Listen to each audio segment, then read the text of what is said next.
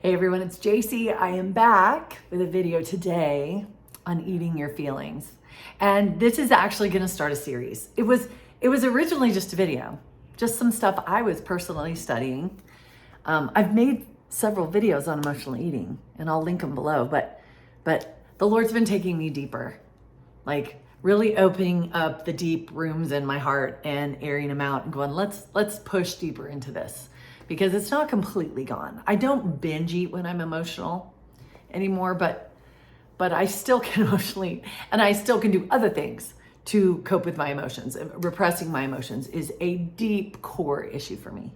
So if you relate to eating to stuff your feelings, here's why I want to do a new series on this.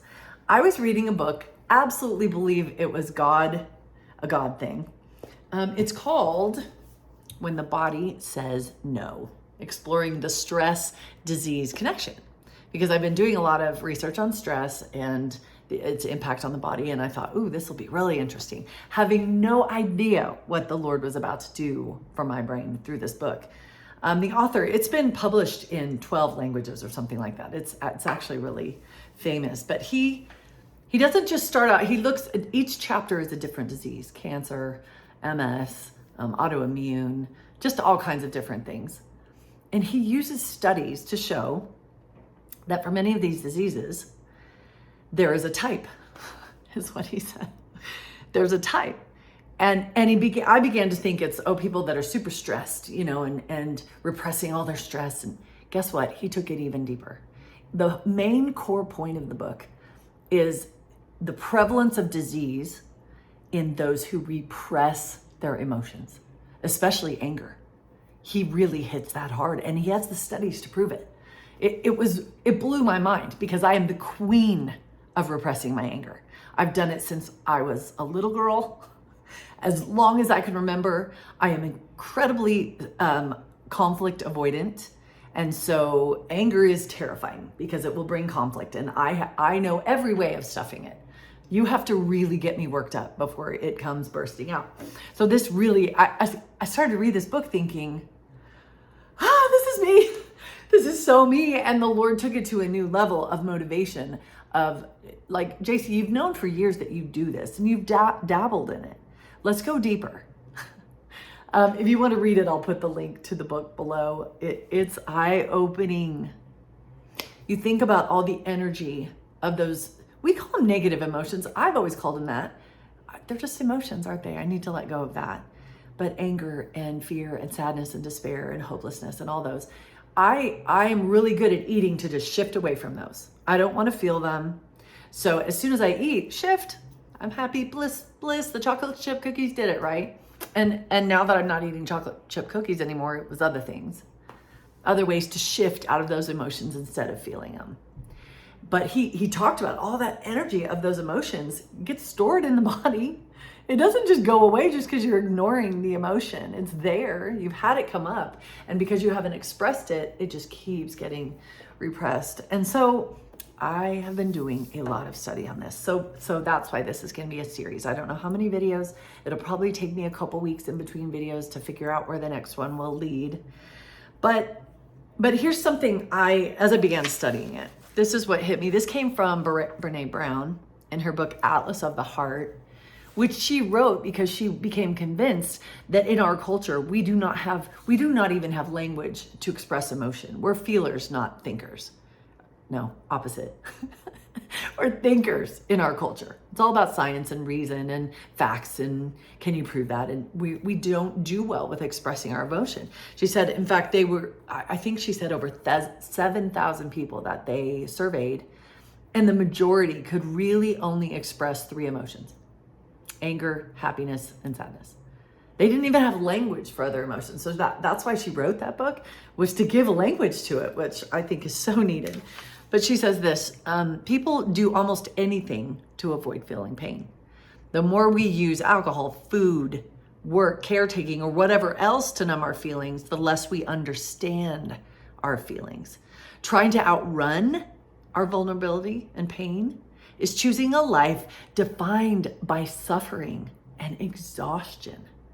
Running from the pain is more risky than leaning in and locking eyes with it. And I read that and I thought, I don't believe that. I've never believed that it's more risky, it's harder to run than to actually lean in and lock eyes. I did not want to lock eyes with my pain or my whatever depression or emotion. I wanted to escape it. I wanted to run from it. I was the queen of that and still struggle with that at times because, I have lots of reasons. So what I started doing is really getting into, let me look at this list, getting into why.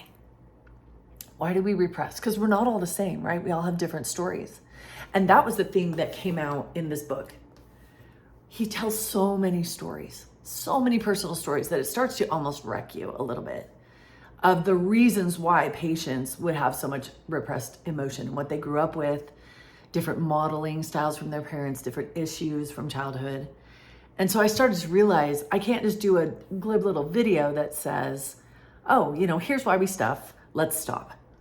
Because it's very complex, very complex. Here's just a few I wrote down. Maybe we weren't taught in our family of origin to process emotion. It was not modeled in our family.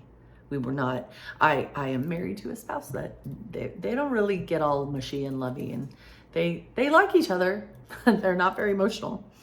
Our culture doesn't do emotion well either. We already said that. I gotta quit calling them negative emotions. The ones that we label negative, they feel bad. They're hard, or they're confusing, or they're overwhelming. And so we just don't want to experience that. And so one reason we stuff is just so that I don't like that feeling. I haven't learned to sit with that. Like she said, to lean in and lock eyes with it. I don't like it. I'd rather avoid it. So I'm just going to stuff it. Another one was we're afraid our emotions will consume us. If I let that come up, it's just going to completely swallow me whole, and I can't handle that. So I've got to repress it. Like, I've got a life to live. I've got to survive. I've got a job. I'm a mom. I can't fall apart right now. And that's actually very legitimate, right? Sometimes with the way that week is going, you don't have time to sit and sob about something. Like, there's no space created for that. And so I can see why we just grab a candy bar instead. It's like, not right now. And maybe we tell ourselves, I'll get to it. I know I need to process that, but not right now. I can't right now.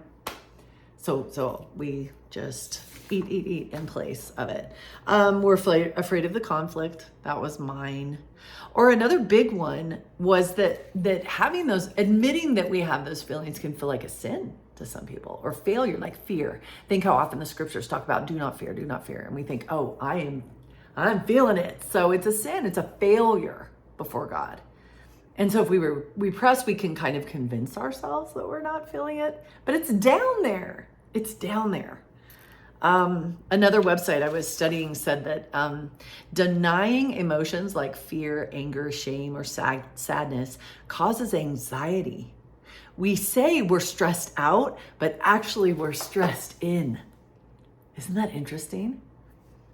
The anxiety, I don't believe that's always the case, but what if the anxiety, that low-grade anxiety that just won't go away, is coming from all of the energy of those emotions that we're unwilling to look at?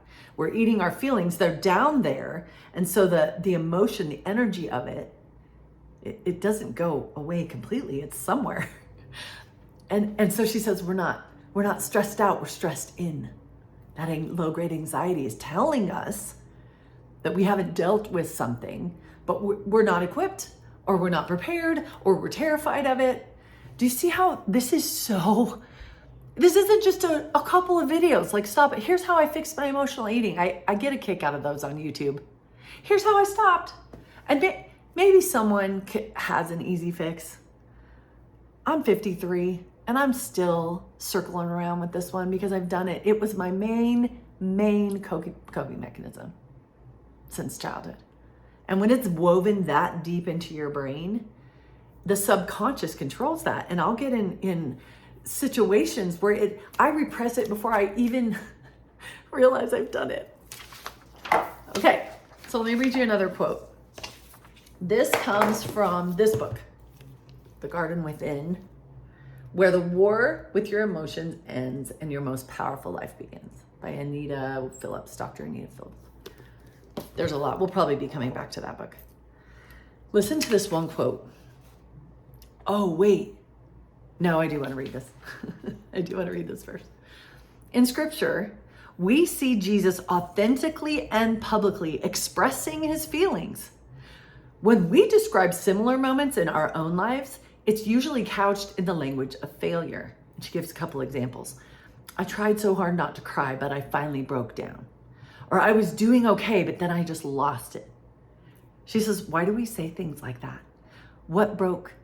What did we lose? And what is it that you would say about Jesus at the tomb of Lazarus, or in Gethsemane, or on the cross? Did Jesus finally just lose control? Did Jesus have a breakdown? Was Jesus breaking down, or was he breaking through? Jesus is our standard for Christian perfection. He is our example for walking out this human experience we call life. And he never condemned himself for feeling, never once. Jesus was real about where he was and how he was feeling. Now listen to this. This is bolded. Like, see the red in my notes? I put it in red. Disconnecting from your feelings is not an act of faith. It's an act of avoidance. Emotional disconnection is not a spiritual discipline. Let that sink in a little bit. I just wrote it off. Like, for so many years, it's like, well, this is just how I am. I don't even know how to begin. It's just how I am. I hate conflict. I hate confrontation. And so I'm just avoiding it. And I just did. And once the Lord got a hold of me and started changing things, the last 20 years, we've looked at it. And I definitely can handle conflict a little bit better. But I just caught myself repressing the other day until I blew up, right? Because I don't know if you're like me, if you're a repressor, we can only do it for so long until something happens and boom. And my husband's like, why does it always have to be this? I'm like, yeah, because I should have told you 2 days ago that I had an issue, but I pushed it down until you guys are getting vulnerability from me in this video. Because this is my exploration right now. I want to be like the Lord. I want to be able to experience my emotion. That's part of being human. It's not a sin. Listen to this. This comes from a website. I will link it below too if you want to go feel or go check out this. This is a really cool blog post. It's the Soul Shepherding website where they were talking about how they've identified 39 different emotions in scripture showing Jesus feeling and portraying, letting them out. Unlike some of us, 39 different ones. And so if you want to look at the scripture references that go with each of these, you can go to this website. But it was like he prayed with anxiety in Gethsemane. He felt afraid. These are all scriptures. He felt pressured, troubled, terrified, angry. He felt boiling passion in John chapter 2, indignant, stern displeasure. He also felt depressed, forsaken, sadness, grief, deep sighs, deep distress, crushing grief, tearful. He suffered pain, suffering, hungry, thirsty, weary. And then it turns to the beautiful emotions, like he felt amazed at the faith of the Roman officer, astonished as he prayed. His hope is shown. He felt curious in Luke 19. He lived by faith. Love, friendship, love, compassion, sympathy, joy, rejoicing, thankful, peace. He was a full human. And I know some of us, I don't want to get emotional. No, I know some of us come from really, really difficult circumstances. I know that. And I don't think he's shaking his finger at us saying, why are you pushing those down? You need to stop doing that. He gets the hard circumstances that maybe caused us to adopt this way of surviving. He understands it because he's felt those emotions. He sees how scary they are for some of us. But I still think the main issue with this, with emotional repression is, here's the thing. I've done several videos on the idea that he can be the one to shift our emotion. We're grabbing a cookie to shift. He can shift it. Scriptures, I will link those videos below too. Like the first one in my video list, I was just watching again this morning. I list like 10 scriptures where he promises to help us cope and shift and deal with our emotions, but we're doing the food instead. Even if we're loving him in other areas of our lives, we're running to the food instead. So he's promised to do it, but when we don't let him, that's the point of this series, I think, is sometimes we're like, it's just too hard. I don't even know how to let him. I just need the food right now. I'm in a meltdown and I have dinner to make, or I have a boss's deadline. I need the candy bar. I need it emotionally right now. The messages we tell ourselves. But when we're doing that, it's literally like we're saying to him, no. I know you can calm this, but no. No, thank you. Not only are we rejecting his healing of it, that he can heal us and lift us out of whatever it is where we're spiraling in the moment, but we're also rejecting a willingness to enter into the full human experience, right? I don't know, maybe, do you want to go on this journey with me? Maybe you're not one that represses. Maybe you'll watch this and go, no, I don't think I do that. And I hope that's you. I've coached a lot of people that are like me, and that it's just our survival. It's our survival. So here's what I want to do in this series. And it may change because the Lord's done that before. As I go through and get ready for each video, sometimes they shift. But the goal right now, I want a whole video on anger. That's mostly for me. How do I process anger? How do I let myself feel it? I've pushed it down for so long. I have to get pretty bad before and then I blow up, probably when I could have just firmly, articulated it. Instead, it's this whole mess of pushing it down till I lose it. I just don't deal with anger well, and I want to do a video on that, mostly for me. So you can come along if you want. I want to talk about how we shift from grabbing the candy bar, like what it looks like to actually move the specifics, not just that he can soothe and how on the daily, how in the middle of my stressful life does he do it instead of the candy bar? We're going to talk a little bit more about that, I think, using some other good resources. Jenny Allen just came out with a book called Untangling Your Emotions, and we're gonna get into that one too. I want to maybe even talk about how to reframe the way we see our emotions, like the negative thing. Why, instead of seeing them as negative, but being able to embrace the human experience, and then how to shift, how to actually feel them instead of, it takes so much more energy to push them down. Just let them come up, and how to do it without being paralyzed by that. I don't know. I would love to hear your experiences if you relate. So that's the launch. Like I said, it could be 3 videos, it could be 5. I don't know where this is going to end up. But over the next couple weeks, we'll do another one, and then a couple weeks. It'll probably take me 2 weeks to get each video ready. But this is where I'm at right now. Again, just because I'm not a sugar addict anymore doesn't mean that I don't have some of those deep patterns that still plague me. The work of sanctification is a process, right? And the Lord has been calling me, like I said, to open those deeper closets that maybe in my heart, we've aired out the general emotional eating room. Like he and I have walked in there and just aired it out. But I think there's some closets and some boxes that I don't know if I wasn't ready or it just is too much, and he eases me into it, but I think I'm ready to air some of those out. So if you want to do that with me, keep subscribing and watching, and we'll be doing that in the weeks ahead. Thanks, guys. Have a great week.